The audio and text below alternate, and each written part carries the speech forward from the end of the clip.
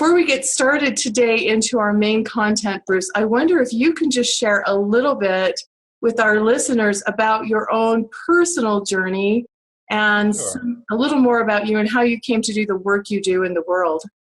Okay, perfect. So firstly, thank you for having me here. It's a treat. I love talking about this topic. And for this interview, where I'm going to be coming from is, now, there's probably a ton of other speakers who are going to be talking about how to attract the right person. I'm going to come from my own personal experience of once you've attracted the right person, how do you not screw it up? Which is something I've done many times in my life. And that's kind of where my story begins. I was 13 years old and an anxious, insecure teenager, and my parents took me to a child psychologist to see if they could help me. At the time, I had no idea what a psychologist was for. I just knew that crazy people went to child psychologists or went to psychologists. And I walked out of an hour meeting with a psychologist absolutely 100% sure that I was crazy. And that started my path to personal growth. At the age of 18, I was co-facilitating psychology workshops. I was working with a Jungian psychotherapist, and she saw that I was fascinated by the topic, and she took me under her wing. And so all this to say is I've been working in the realm of helping people with psychological/relationship stuff for, I guess, 26 years now. I'm 42. And somewhere along the line, I fell in love with a woman who broke my heart 6 times. She literally left me 6 times. Oh. And despite all my personal development training tools, all my communication skills that I learned, like I'm a highly trained speaker and communicator, none of that made a single ounce of difference when it came to fixing this relationship.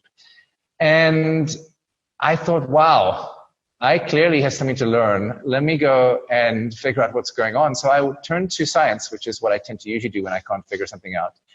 And the pile of like scientific journals next to my desk got higher and higher as I was learning and studying relationships. And in multiple occasions during this quest to figure out this relationship, I was struck with the thought, why wasn't I taught this at school? Why didn't my mother know this? Why doesn't anybody know this? And so I started sharing with my friends and family some of the things I was learning. And they started coming back to me saying things like, wow, this has made a big difference in our marriage or in our relationship. And I realized that I was really passionate about this topic and the world needed to hear about it. And so I decided I was going to quit all the other business endeavors I was up to and put all my attention on educating couples. And started loveatfirstfight.com. And it's been going great guns ever since then. I ended up saving that relationship, and we got through what you're going to learn is called the power struggle stage. The relationship itself didn't last. It ended many years ago. And I'm currently in a relationship with an incredible woman, and she has a son and a daughter who I am, I guess, surrogate father to. And we live in the Dominican Republic. I'm South African, if you're wondering where my accent is from. And every year at Love at First Fight, we help hundreds of couples save their marriages. So people come to us who are on the brink of divorce, and sometimes they haven't slept in the same bed for 10 years, and they want help reconnecting. And so what I'm going to share with you today are some of the big picture insights I've learned about what it takes to not screw up a relationship with Mr. Right when you find him. So that's my story, or the short version. Yeah, I'm so thankful that you shared that with us, Bruce. I think a lot of us that have come to do this work have come into it through our own struggles and through the things that we've needed to learn. And so it sounds like your journey was one of those as well. And I really love what you're up to in the world and think it's so beautiful that you are helping people save their relationships, because it's such a beautiful and wonderful gift in life to have someone in your life and to be in partnership. And yet so many of us really weren't taught the skills, or we didn't have good role models as we were growing up, or any of those kind of things that really facilitate that being something that's graceful or easy for us. I know it hasn't been for me. And as you and I discussed, it's a continual ongoing learning process and one of the greatest gifts of life. So I know that one of the things that you talk about, Bruce, is that you talk about how relationships go through 3 stages And I wonder if you can tell us a little bit more about that. Sure. So this was the first big aha moment I had on my quest to figure out this relationship that had gone so horribly wrong, was that relationships go through a series of developmental stages, just like we do as humans. So if you think about it, human beings go through their own individual development. We arrive as a toddler, we arrive as an infant, then we develop into a toddler once we learn to walk and crawl. Then, we go through our teenage years, then we hit our 20-somethings, and eventually we end up as a wise old man or a wise old woman, hopefully. Some of us get stuck in the teenage stage, even though we might be 50 or 60 years of age. Right. But I think we can all relate to us being able to go through developmental stages. And like in most developmental models, you can't skip stages. So you can't go from toddler to 20-something. You've got to move through teenager first. It's inevitable, and some of us will move faster, some of us will move slower. So in the same way, relationships go through stages. And depending on which researcher you read, there's anywhere between 3 to 7 different stages that your relationship can potentially go through. I'm going to give you my simplified 3-stage model because it's just very easy to understand, and you don't really need to get much more complicated than that. In all of the models, the first stage is the romance stage. And that's the stage that most of us are focused on if you're single. You're going to be looking for Mr. Right, and you're going to be using probably the criteria of, do I feel in love? Does this man make me feel alive? Does he make me feel safe? Am I feeling those, is my heart pounding? And often it's the very worst criteria in the world for choosing Mr. Right. Because in the romance stage, we are drugged. Literally, we're high on drugs. Our brain is pumping out a cocktail of vasopressin, phenethylamine, oxytocin, dopamine, serotonin, all these delicious chemicals.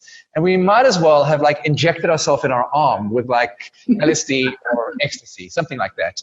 Right. And we're high as kites. So we really aren't thinking clearly. During the romance stage, all the researchers agree that we see our partner through rose-tinted glasses. We only see their good, and we only show them our good side. And for most of the people I meet, the criteria for whether or not I've met my partner, or Mr. Right in this case, is, do I feel my chest beating? Do I feel this feeling like, oh my God, I can't wait to be with you? Mm-hmm. And usually what that indicates is that you've met someone who reminds you of your parents, basically. Somebody who reminds you of your model of what love looks like, what you felt love looked like when you were a child. And this usually is a recipe for disaster. And that person who makes your heart beat at 1,000,000 miles an hour and you can't think of anything else, you can't get it out of your head, they're usually the person who is least qualified to meet your needs and most qualified to make your worst childhood wounds come alive and traumatize you. And that's so often what my clients tell me, is that they fell in love, and they fell in love really hard until they hit this time in their relationship where they started to fight and things went wrong. And the second stage we call the power struggle stage. But before we talk about the power struggle stage, I just want to clarify, I'm not saying you shouldn't be feeling a pounding heart when you meet Mr. Right. Of course, we all want to fall in love. Falling in love is beautiful, but it's the most immature form of love. It certainly isn't the be-all and the end-all, and it certainly isn't the end game. It's not what you want to be aiming for. And the warning I want to give you listeners is, when you're falling in love, you want to be very careful not to confuse the pounding heart with anxiety and fear, because the physiological sensations of a pounding heart are usually the exact same sensations of fear. And often when we've met our match, when we've met the man that is the man we fall for, if he reminds us of our parents, there's going to be a mixture of passion, excitement, and fear. And often we conflate fear with love. Particularly if you've had what I'm going to call an insecure model of attachment growing up. Don't worry about what that means right now. We're going to get to that in probably 15 minutes or so. But for now, I'd just like you to consider that if you grew up without perhaps the most secure model of love displayed by your parents, you might have conflated anxiety with love. And for many of us who've been in serial relationships where we fall in love and then we end up fighting and it's a big disaster. And I'm going to assume many of you watching this podcast or this video series are in that category because right now you're single. And what that tells me about you is that there isn't a single relationship that you've ever had that's lasted, which means every relationship you've had has failed if you judge the successful relationship by how long it lasts. Now, I personally don't judge it that way. I just want to kind of make a point here is that every relationship you've had, if you're on the summit, has failed because you're single. Now, that doesn't mean there's something wrong with you. It just means it proves relationships are hard. They're not easy. And that there's got to be something going on here that we have this pattern, and I've been in this pattern too, of relationships starting and ending and not lasting for the long haul. And it's something more than just finding Mr. Right. It's not like, you've just chosen the wrong guys all the time. Often we choose people who remind us of our parents. And I'll leave it there for the moment, and we'll come back here and expand on this as we go along. So once the romance stage ends, and it lasts anywhere between 2 weeks and 2 years. So hopefully it lasted 2 years for you, and it lasts 2 years for you, and you've got 2 years of being high as a kite and drug, enjoying your partner, really falling in love. We enter the second stage called the power struggle stage. And the power struggle stage begins when one or both of us perceive permanence to the relationship. So when you start to think, oh, wow, we're going to be together for a while, you enter the power struggle stage. And along with those thoughts are, well, if we're going to be together for a while, there's some stuff is going to have to change here. And it's not me, it's you, all right? Well, and welcome to the power struggle stage. And this can start when perhaps you move in together. It's a sign of permanence. It could start if you get engaged. It could start when you get married. It could start when you have a child. Anything that's kind of like, okay, we're a couple now. Like nobody else is in our life. There's no other options. It's this guy forever. And so if the romance stage could be represented by kind of coming together, which is almost a codependent, drug-induced high, the power struggle is a tearing apart. And the purpose, or I believe nature's purpose for the power struggle stage is to teach you how to stay connected without being so codependent that you can't live without each other, without losing yourself. One of the things I hear commonly from my clients is I feel like I've lost myself in this relationship. I'm sure many of you have had that experience before. So the power struggle really is an opportunity to test your relationship. Can you be together but not so together that you can't be apart?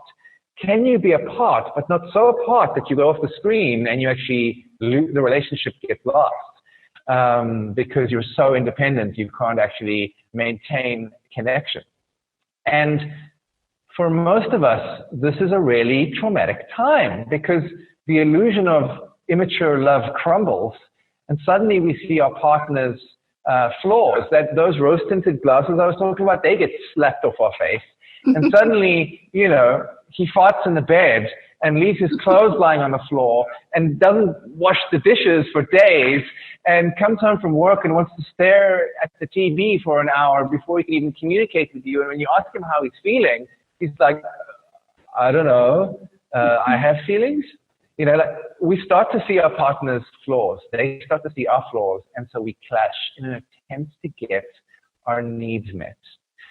And if you were brought up with some faulty belief systems around relationships, like relationships should be hard, or Mr. Right, if I meet Mr. Right, it'll all just be roses, like a Hollywood romance comedy, romantic comedy, then you'll probably hit the power struggle stage and believe that your partner isn't Mr. Right. And you would be making a grave mistake because your partner very possibly could be Mr. Right. And your relationship is just in the power struggle stage. And for me, this was such a relief to discover that relationships move through developmental stages and that our relationship was just in the romance stage. There wasn't anything wrong with it. We just hit the power struggle stage and we'd left the romance stage.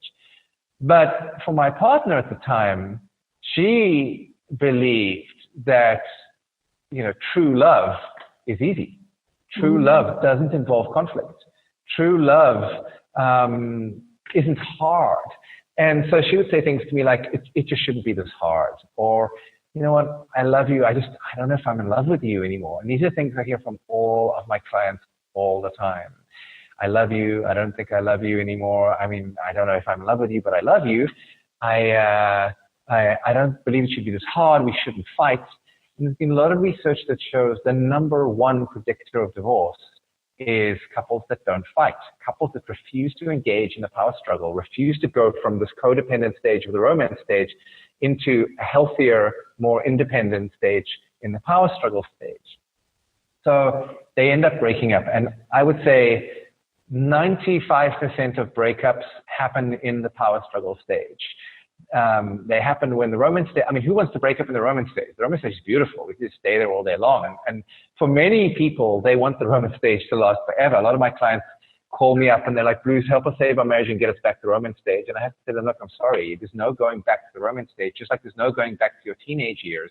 They're done. And why would you want to? Because they're very immature and you had no experience there. On the other side of the power struggle is the third developmental stage, which is called, well, I'm going to call mature love. Different researchers call it different names. I'm just going to bracket all the stages that come off the power struggle as some form of mature love. And in the mature love stage, you learn how to be interdependent. If this is kind of a codependent romance stage where you so desperately need each other and you're hooked on drugs, and the power struggle stage perhaps is like this, it's independence, where you learn to stand side by side, independent of each other, without being codependent and overly needy. The interdependent mature love stage is where you're able to flex and flow between independence and healthy dependence, and independence and healthy dependence. Where, to use your term, you described your relationship, Michelle, with your husband as being a team. You're able to be a team. You've got each other's backs. You can support each other. Issues of connection no longer plague your relationship. You accept each other, warts and all. So you're able to accept your partner with all their good, all their bad, and you can actually even go one step further and appreciate your differences because you're able to see how your differences complement each other. So I can see my partner's very grounded. I'm like head in the clouds, spontaneous, easily distractible. She's very grounded, very methodical, and we could not be more opposite. In fact, we've taken actually many different personality types over the years together. And every time we take some kind of personality test, we come out polar opposites. And every personality test says, you guys are the worst match in the world. You should not be together. Which I just took as, a challenge and proof that really there isn't a soul mate that is the ideal person for you, because we are head over heels in love. We had the most brutally horrible power struggle stage that forced us to face our own stuff, individually and as a couple. But because we knew how to navigate through the power struggle stage, we made it through the other side into mature love, and we emerged stronger with a narrative about our relationship that kind of goes somewhere along the lines of, we can get through anything. Like, there is nothing that could tear us apart. We are so strong because we've been through such hell together and come out the other side united that we've got each other's backs, and questions of security in our relationship don't even come up anymore. And that really defines the mature love stage, which I'm sure you've experienced in your marriage, Michelle, having been together with your husband for 10 years. You guys will have made it through the power struggle stage most likely, and you're well into mature love, operating as a team. And very often couples in this mature love stage do something together. So they might start a business together, or raise a child together, or to bring something into the world, to give birth to something in the world, whether that's a project, an idea, another little human being, whatever the case may be. I often see this showing up in my couples in the mature love stage once the power struggle is over. So my partner and I work together, and part of our mission is helping couples have amazing, long-lasting, passionate, happy marriages. And she supports me in my business. She has a separate business as well. She's a pastry chef She makes delicious cakes, which I have to be very careful not to eat too many of. Yeah, I get a belly very quickly from eating her delicious food. And for me, why I'm sharing that is I want you to know that listening to this interview, your relationship, when you meet Mr. Right, is going to go through stages too. And when it hits the power struggle stage, you're probably going to be very disappointed and afraid. And I want to tell you that it's normal, it's okay. And there's a path out of the power struggle if you know what to do. And what I recommend you do is learn about the power struggle and how to get out of it before you even get into meeting Mr. Right, so that when it hits, you're armed with the tools to attack the misunderstandings instead of attacking each other, and find your way through the treacherous ocean of the power struggle out to mature love, where you can build a relationship that has a solid foundation, that you've actually tested it, it's come out strong, and the two of you love and accept each other just the way you are, can appreciate your differences, are operating as a team. So that's what I wanted to share about the 3 stages. Wow, I love that. That was so beautifully said and so well articulated and makes so much sense. And a couple of things that stood out there for me that I just wanted to reemphasize were this concept that you introduced about sometimes how we associate love and fear and love with fear. And I think one of the biggest obstacles to finding love or maintaining love is fear. It can come up in a variety of ways and it can manifest in a variety of ways. And I work with a lot of women who are strong, independent types, maybe a little bit more mature, maybe very successful in other aspects of their lives, but have kind of hit the brick wall time and again in terms of a relationship. And I know one of the big fears, and this ties back into this power struggle piece, one of the big fears for many of these women, and it was for me too, truthfully, Bruce, is losing that independence or losing our sense of self or losing our identity in the context of a relationship. And I think that feels really scary. So yeah, we have this exciting concept of the romantic stages of a relationship, and that's where Hollywood and so much of the focus and emphasis is. But there's also in the back of our minds these fears going, wow, and if I really actually find that, then it might actually mean that I might have to sacrifice something or give up something or lose something of myself. And so at least for me, in my own journey to love, there was even a part of me that felt some ambivalence, even though I didn't always recognize that was operating on the surface.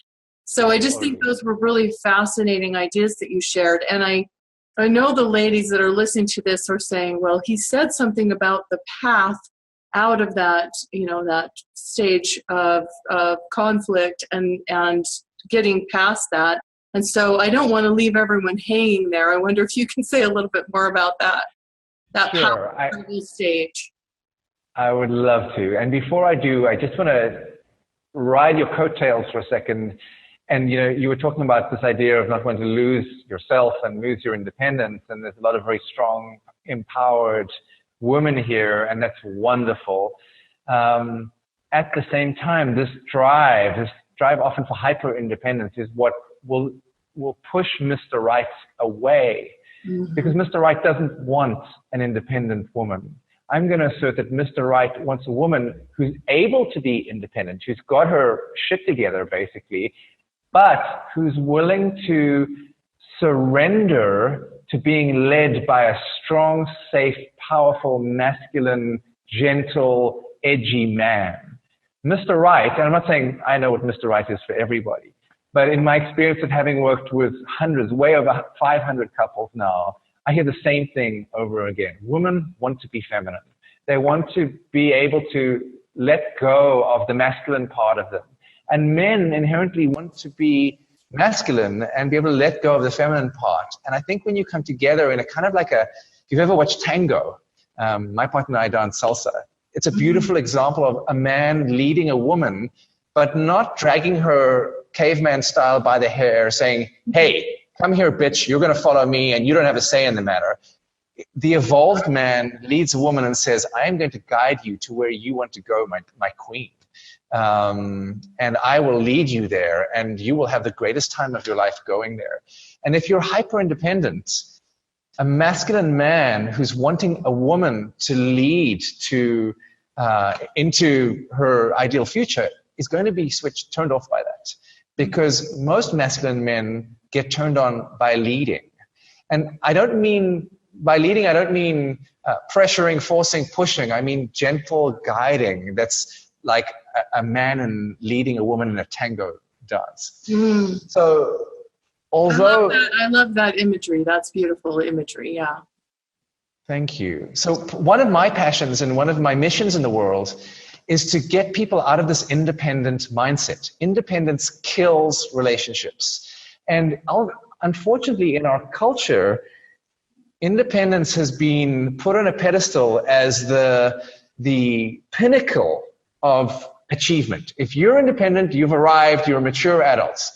And while independence is certainly a level beyond unhealthy dependence, it's not the end game. There's a stage further. You can put food on the table, you're an independent woman, but you're also able to be dependent. You're able to allow your man to lead. When you're feeling weak, you're able to go to your man and say, honey, I need you. I'm needy right now. Please support me. And he's able to do the same with you. And you create this alliance, this union that is stronger than the sum of both of your individual wholes. And what I wanted to share, what actually made me think about this when you were talking about losing your independence, not wanting to lose it, in a securely attached romantic relationship, the science clearly shows that couples who are securely connected act more independently than they would when they were single, in that they take greater risks because they know they've got somebody who's got their back at home waiting for them. They know if they fail and fall on their face, that their partner is going to comfort them, that they've got a teammate, they're not alone. So because these people tend to take more risks, and because they feel safer, they tend to make more money. They tend to live several years longer. They report higher levels of happiness. They report lower levels of disease. And they often look younger than people who are single, because their body's releasing less cortisol because they're less stressed. And they've got a teammate who gives them the security to go out and take more risks. And because they're less afraid, they take more risks, they tend to achieve more.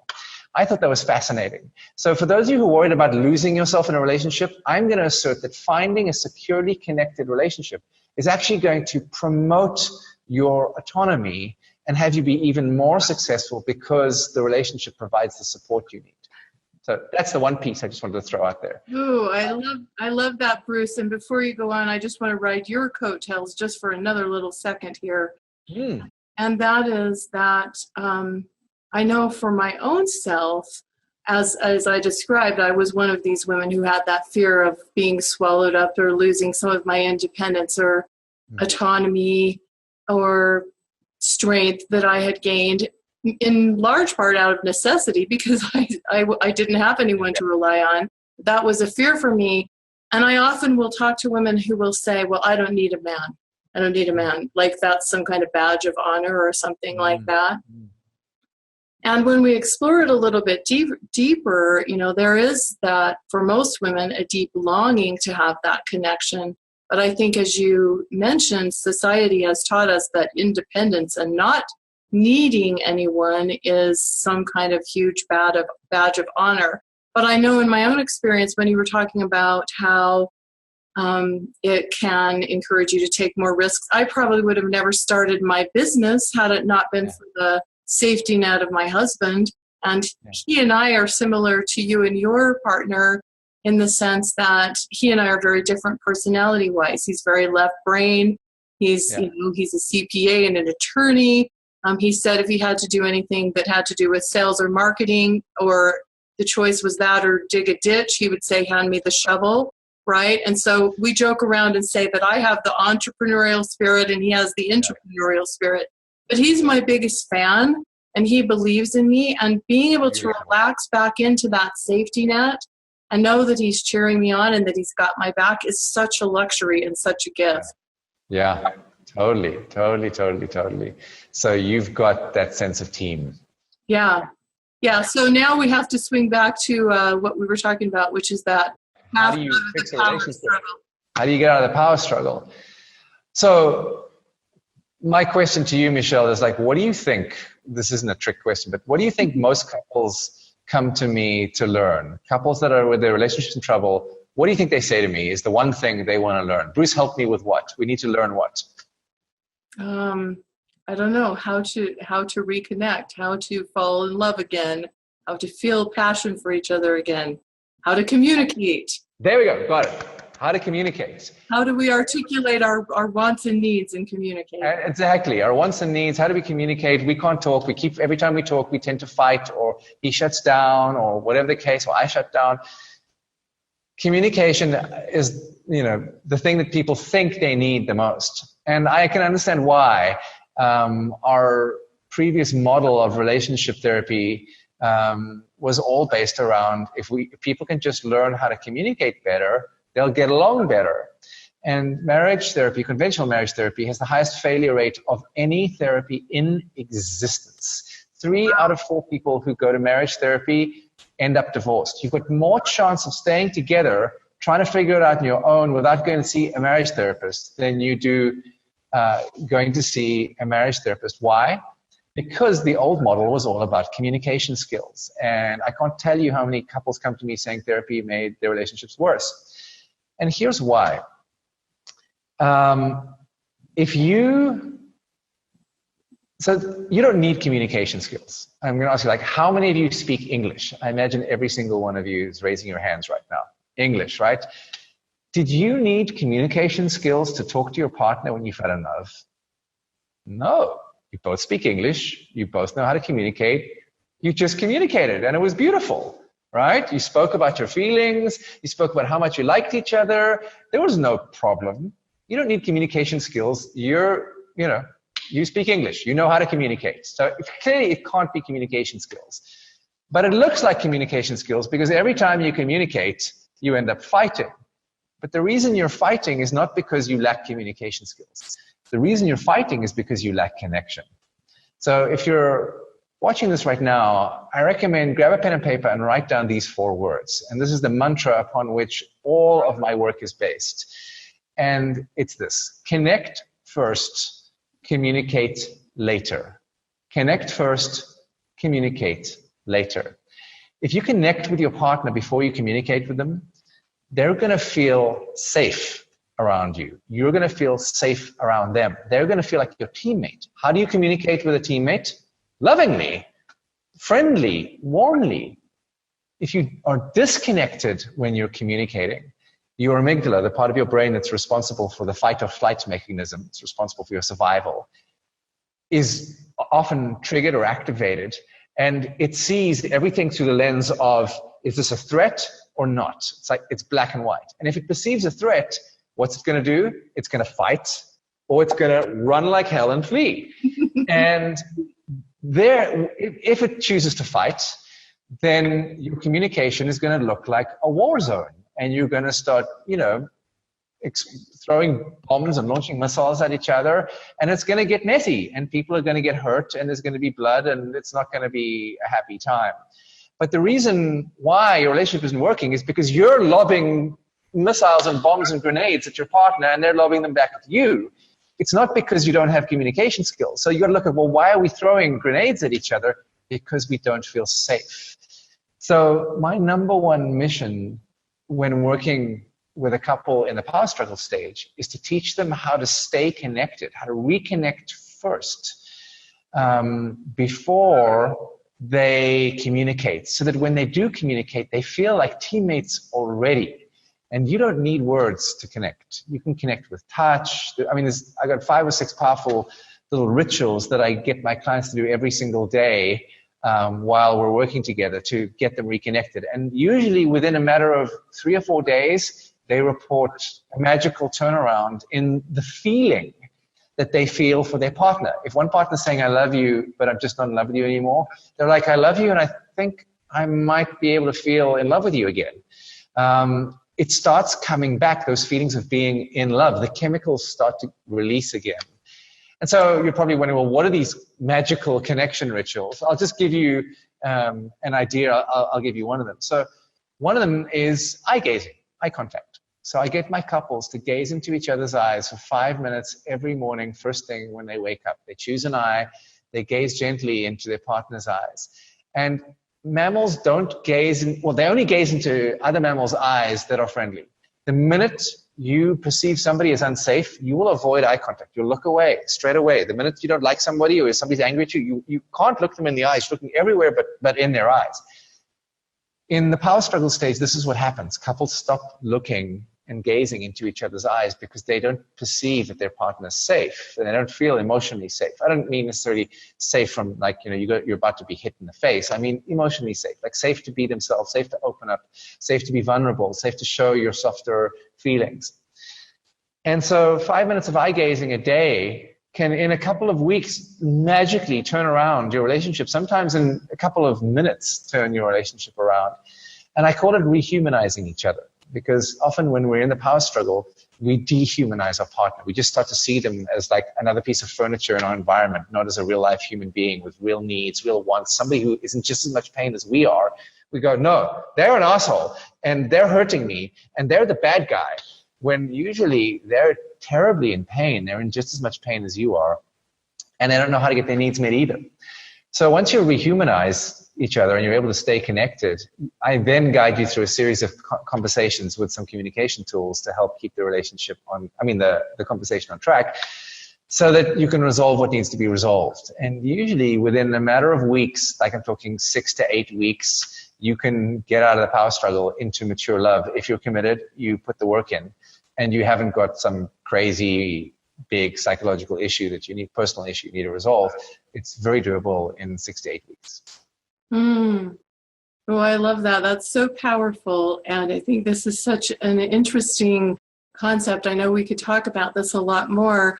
As you were speaking, one of the things that came to me in terms of really humanizing your partner and seeing them as not just this thing in your environment like the furniture, is that, there are stages that our relationship goes through, and then there are also times that we go through in our lives, whether individually, together, or whatever, that sometimes can put a lot of extra stress and strain on ourselves or on the relationship. And I shared with you a little bit about my breast cancer journey and how that was a very challenging time for me for a couple of years, where we didn't know whether or not I would live or die. And my husband, of course, gave a lot more in the relationship and to me during that period of time, because I wasn't capable of being there for him in the same way as I had been and even wanted to be. And after I staggered out of that experience and realized that it was likely that I was going to live, thankfully, one of the things that I had to focus on, Bruce, was actually re-engaging and shifting some back into being there more fully and being more fully present for him. And because we'd been through this very serious period of time, I've also, and I'm still focusing on adding some lightness and some fun and some joy back into the relationship. And little things, you talked about touch, little things like, touch, a little pat on the bum or whatever, just affection, a little bit of touch can be really, a great way to rekindle some of that. And I find, sometimes we'll just have a little bit of music on and I'll just take a hold of him and just, have him hold me. We'll dance a little bit, just something to add some lightness and some joy and some fun back into the relationship. I think that's something that can also get lost when we get caught up in the details, the routine, or the stressors of life. Sure. Yeah. So I want to just ask you one last thing about this before we move from this topic too. As you were speaking, I thought, there's this concept in the minds of women, and I think also in the minds of many men, that if a man hears the words, we need to have a talk, that might generate that flight or fight response. Yep. I know that for my husband, even after we've been married for 10 years, if I say we need to have a talk, he looks terrified. Yeah.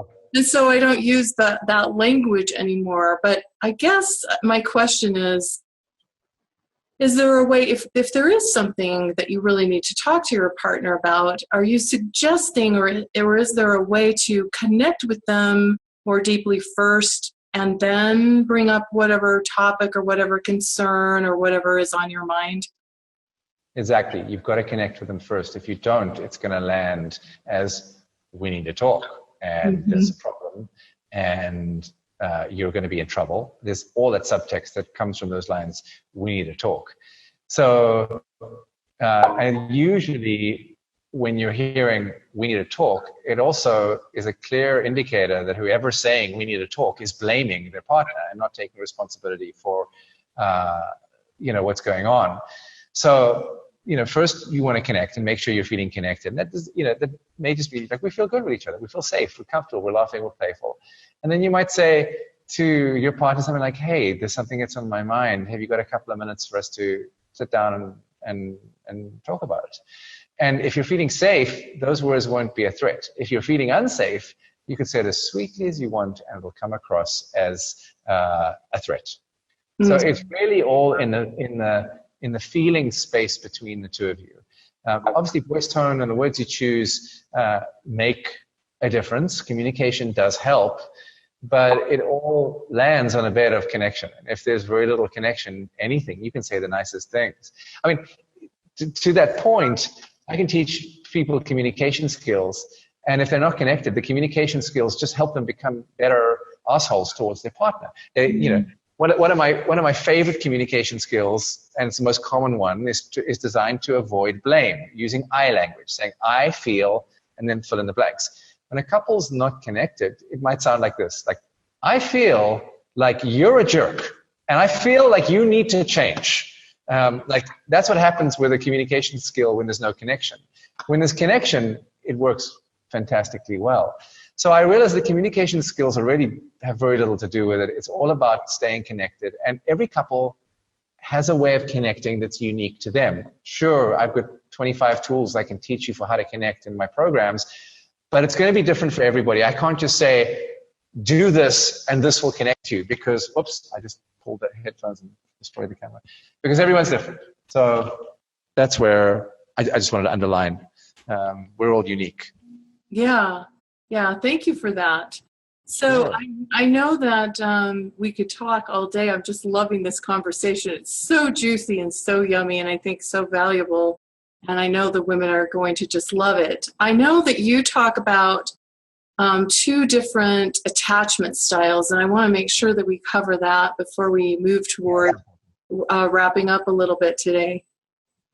I think you call them the hailstorm and the turtle. Is that right, Bruce? Mm-hmm. So I have these two characters that I like to personify. I call them the hailstorm and the turtle. Their technical term are people who are anxiously attached and people who are avoidantly attached. And so there is a field in psychology called attachment theory. And it started out as the study of how parents bond with their children. And it's developed and graduated the study of how adults pair bond together. And they've discovered that we pair bond in the exact same way as parents bond to children. And there are, again, I'll give you the simplified version, 3 styles of attachment. The first one they call securely attached people. And this is 50% of the population, approximately.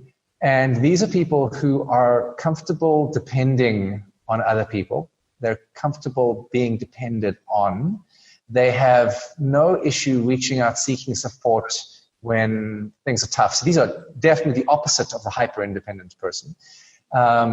They're comfortable needing others and being needy, as well as having other people need them and leaning on them. And they tend to be like a benevolent uncle, like or aunt. They're like that warm, comfortable space. You know, you can always turn to that person. They'll be there for you. They'll be available. They'll be responsive. And they're comfortable accepting you no matter whether you're crying your eyes out or you're scared or you're happy. You can go to them and you know you'll not be judged. You'll be completely accepted just the way that you are and welcome. These people we call securely attached. They tend to never find their way into programs like yours and mine because they tend to stay in one long-term committed relationship right from the beginning. Often these people, fall in love with their high school sweetheart and they stay together forever. Or if their relationship ends, they tend to be out of the dating pool very quickly because they'll meet one person and the relationship will work because they'll make it work. Most people who are in their mid-30s and upwards and still single are insecurely attached. That's the other 50% of the population. Raising my hand here, guilty as charged. I am insecurely attached.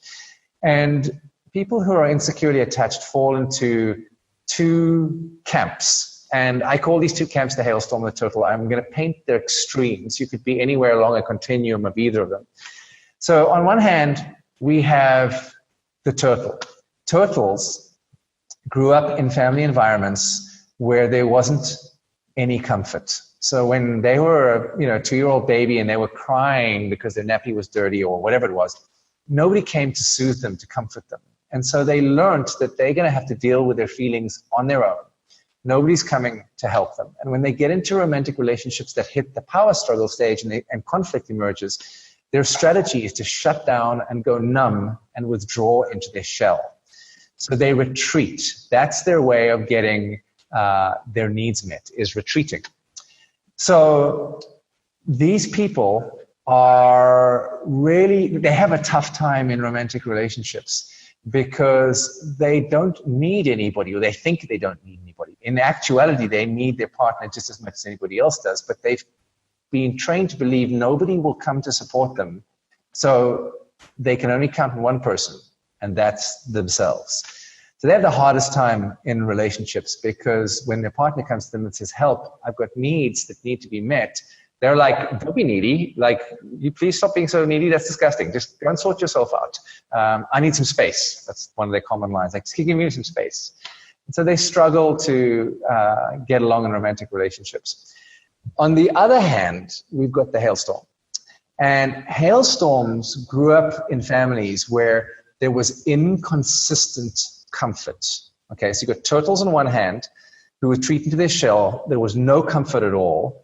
You've got hailstorms where comfort was inconsistent. Sometimes it was there, sometimes it wasn't. And then you've got secure people where comfort was there consistently. I forgot to put that part in the beginning. So if you're a hailstorm, you grew up where sometimes mom picked you up and rocked you and said, here, baby, it's going to be fine. Everything's okay. And you stop crying and you calm down. And you learned that when I'm in distress, I can turn to somebody and they will comfort me, like secure kids did. But then one day mom didn't come, or she was distracted, or she was on the phone, and you were left to cry your eyes out, and you were stuck in pain, because as a child, you literally cannot turn off your emotional pain. There's only one person that can do that for you, and that's mom. And if she doesn't come, it's like being stuck in an electrical outlet, with your finger stuck in an electrical outlet, being electrocuted like this, and you're in emotional pain, and nothing's being switched off because mom's not coming. And so the hailstorm learned that sometimes mom comes to soothe me, and sometimes mom doesn't come to soothe and comfort me. And I don't know when. And it makes me hyper vigilant. And I have to track mom and make sure that I watch her every move. These are the kids who cling to mom's leg and will cry like crazy when she leaves the house, not sure whether or not she's going to come back. And as adults, they grow into people who in romantic relationships, when they reach the power struggle stage, become needy. They become critical. They can be demanding and angry.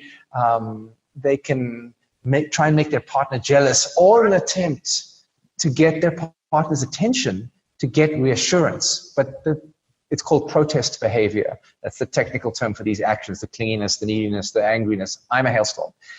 Except that all these attempts they're indirect. All these attempts to get reassurance are indirect ways of getting reassurance. Instead of saying, honey, I'm feeling insecure. I saw a text from a woman on your phone. It's 11 o'clock at night. I don't know what it means. Will you help explain it to me? They'll go, and who the hell's that on your phone? Like, they'll do behaviors that actually push their partner away and force their partner to retreat. And of course, hailstorms and turtles attract each other like opposite poles of a magnet. And you can relate to being a hailstorm or a turtle, and I'm almost certain you can if you're on this podcast, because mostly secure people are in relationships already and they don't have relationship problems. They're not looking for a partner. They're quite happy to get on with it. It's the rest of us that have these challenges. if you can relate to being either of these styles, you'll probably have noticed what's known as the demand/withdrawal pattern, the demand-withdrawal pattern in your relationship. What that looks like is this. Hailstorms tend to be terrified of being abandoned. They never knew whether or not mom was going to come and comfort them, and they grew up into adults who have an abandonment issue. Turtles retreat into their shell because mom never came and they had to deal with everything on their own. They've learned how to deal with things on their own. They don't seek support. So when the relationship gets the power struggle and you're fighting, the turtle retreats. The hailstorm, this triggers the hailstorm's worst fear of abandonment.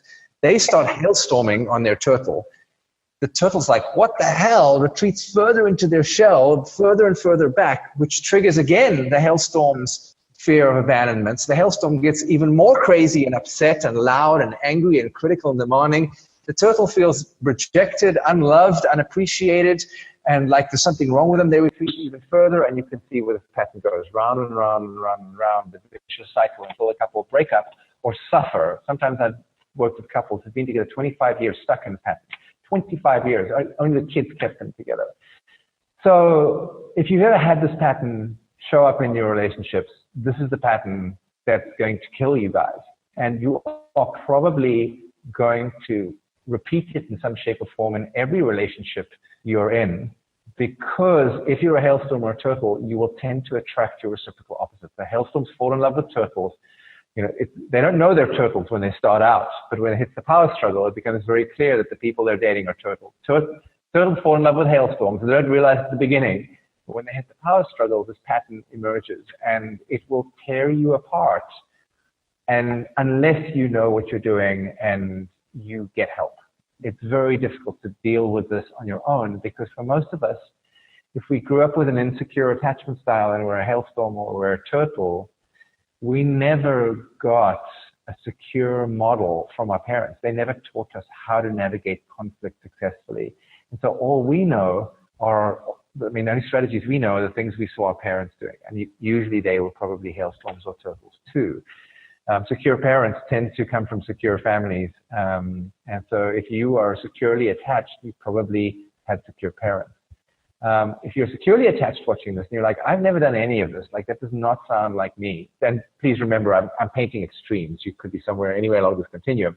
If you're securely attached, make sure you don't fall in love with somebody who's a hailstorm or a turtle, or if you do, fall in love with them, because love really isn't a choice. When we fall in love, it just kind of happens to us.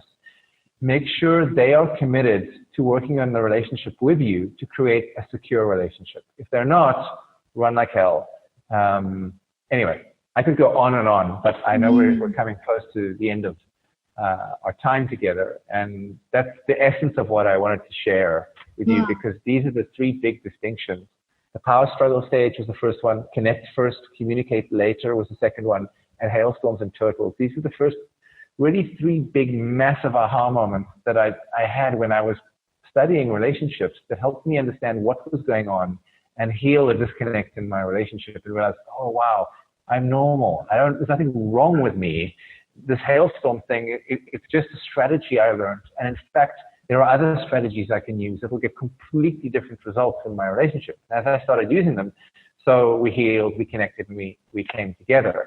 And so why I'm so passionate about sharing this with all of your viewers, Michelle, is because I think it's so easy when you're single, and especially if you're in your late 30s or 40s or 50s and you've been single a while, to go, what's wrong with me? And I want to just reassure you there's nothing wrong with you. It's also not that you haven't found Mr. Right yet. It's also not that men are from Mars and women are from Venus. It's that men are turtles generally and women are hailstorms generally. About 60% of women, in terms of the population, about 60% of the insecure population are 60% of hailstorms are women. That's 60% of turtles are men. So it looks like women do the needy, clingy, that archetypical crazy woman archetype. No, that's just that there's more women who are hailstorms. It looks like men are the shut down, withdrawn types who don't know how to feel their feelings. No, they're not, because secure men are totally able to feel their feelings. They are emotionally intelligent. It's just there's more men who are turtles than there are women. And I think John Gray, who wrote Men Are From Mars, Women Are From Venus, has actually acknowledged this now. And if he could write the book again, I think he would write it very differently. Although there are many physiological differences, when it comes to relationships, I think that's actually a disadvantage of looking at through that lens. I know on all those kind of gender typologies, I'm the woman. I come out like from Venus. And I'm like, I'm a very masculine man, but I get very needy and insecure when my relationship's threatened. And I do tend to do the hailstorm strategies, or at least I did before I knew what I was doing. I want to thank you, Bruce, from the bottom of my heart for being here with me today and for sharing your wisdom. I just think this has been a fascinating conversation, and I know that it will be helpful. Pleasure, Michelle. Yeah, I know that it will be helpful to so many. So thank you from the bottom of my heart. And I thank each of you for joining us. And I look forward to seeing you on more of the series. Bye-bye for now.